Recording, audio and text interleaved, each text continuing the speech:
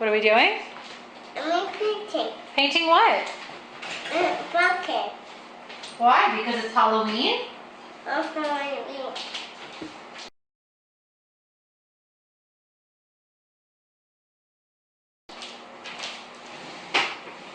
Baby brother's gonna watch you. No? No, that's right.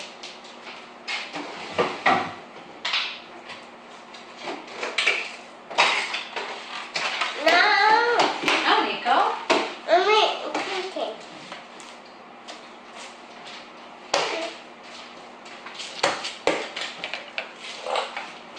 My blue. My blue. It's okay. He can have that one. You use the ones that you have right now. No. And mine. And that one. Clean that. What is that? Clean. Clean it? And blue one. And a blue one? Okay. And clean that one. Clean.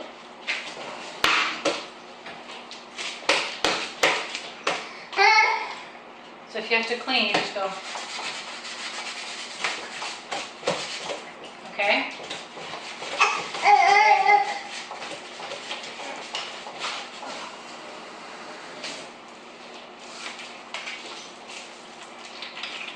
There you go, okay?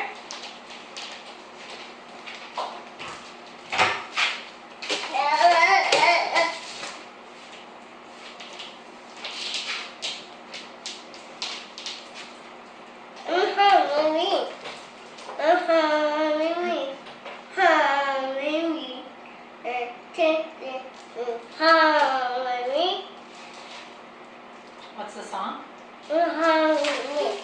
Halloween? Yeah. My painting. My paint. Your paint. My painting. Mama, my painting. I No, Nico. want paint.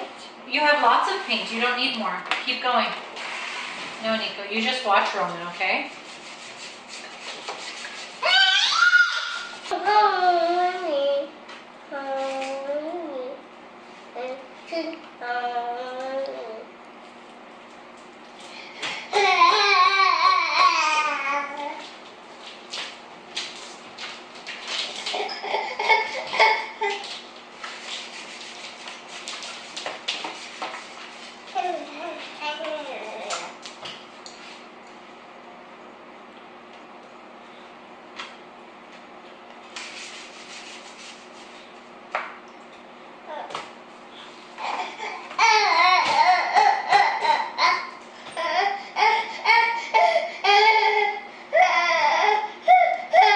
So this was Roman's pumpkin. If you want to see how we did the haunted house, click the link on the haunted house.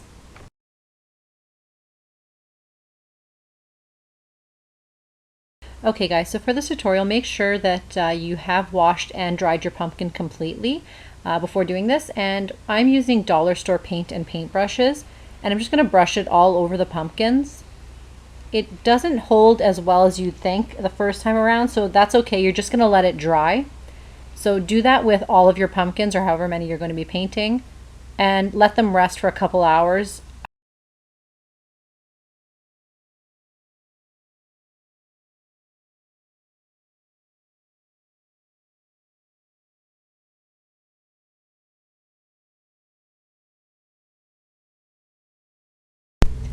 So as you can see here, my blue pumpkin has completely dried. It's not as shiny anymore, and that's how you can usually tell.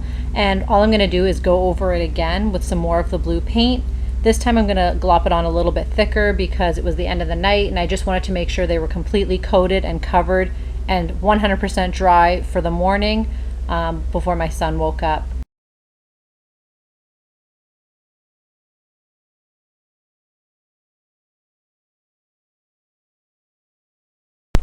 So you can use whatever you want for this. I'm using a rubber nipple from one of my son's old bottles. I just had it laying around, so that's why we're using it. And the paint does wash off really easily from the dollar store, so don't worry about it ruining anything. And I'm going to be painting around the rim of this. The reason I'm using the rubber nipple is because I found that because the pumpkins are rounded, it really pressed on nicely, and I didn't have to worry about it not getting a full circle on there. So I'm just going to press it on, and there's my outline, and I'm going to do the same thing for the other eyeball. Now I was staring at a sketch of Elmo when I did this, so that's why I knew, his eyes didn't overlap. They sat right next to each other. And once you're done that, just go ahead and color it all in with the white. Again, because the paint doesn't dry super quick, you'll do like a thin layer, and by the time you finish the other eyeball, you can come back and start painting the opposite eye again and making it a little more of a thicker white. And here I'm going to be putting on the nose.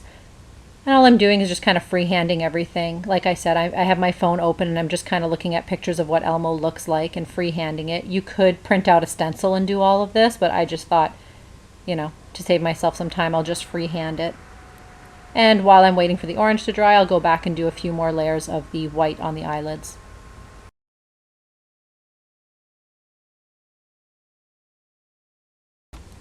Now the mouth is just kind of, you could follow a guideline, but I really just kind of winged it, just tried to make it look like he had a furrier mouth. And I did that with all of the characters. It's not going to be exact. Sorry for my head there.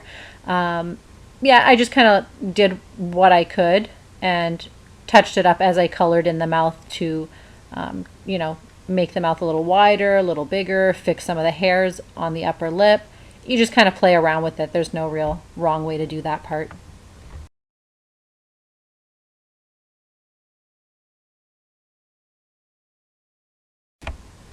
Now, I didn't really give myself enough time to let some of the other ones dry. You could tell the blue Cookie Monster in the background still wet, and I was going ahead and adding my black border around, the eyes, the nose, and all that stuff. And it was kind of removing some of the white paint, so when you do that part, just be very careful or allow your pumpkins to fully dry. I just did this, the night before Halloween. I probably should have done it a while before, but we didn't think to do that. So anyways, as you can see, my Oscar the Grouch, I kind of did all of the parts that I wanted in color first, and then I would go ahead and I would outline with the black. So do the black outline at the very end, and of course when your eyes are completely dry, the white parts, that's when you dot your eyeballs. I don't think I showed it on any of the characters in this video, but you do wait until the end to dot the eyeballs. That way they're nice and dark. And moving along, we're going to do Big Bird, who was my last character, and I was literally running out the door 15 minutes after I finished doing Big Bird, so I feel bad. I didn't give him very much attention, and you can tell by the cover photo of this video, Big Bird's eye was peeling because I really just didn't do a very good job on him. I just rushed right through. Alright guys, that's it. Thanks so much for watching. If you like this video, don't forget to comment and subscribe, and I'll see you guys in the next one. Bye!